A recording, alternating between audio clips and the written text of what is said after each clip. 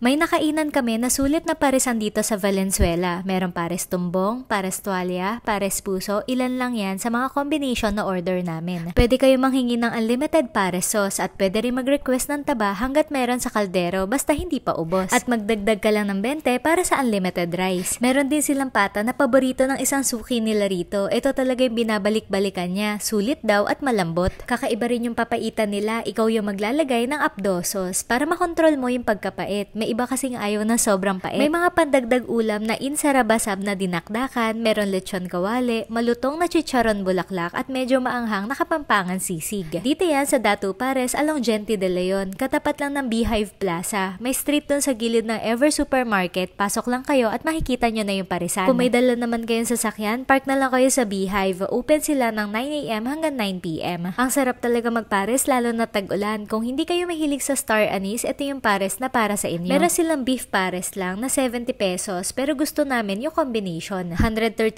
pesos itong pares plus tumbong. May kasama na yung rice na mabuhaghag at hindi malata. Pares plus puso, hindi malalansa yung mga laman loob, malinis yung lasa. Pwede kayo magdagdag ng 20 para sa only rice. Hindi lang pares ang meron dito. Pwede kayo mag-add-ons na lechon kawali. Ito yung insarabasab or dinakdakan, creamy at malaman. Hindi malansa at malutong yung mga gilid ng chicharon bulaklak at sa bandang gitna ay malambot. At may konting anghang yung kapampangan sisig nila. Sulit na paresan sa Valenzuela. Alam mo na kung saan yan. Happy tummy everyone!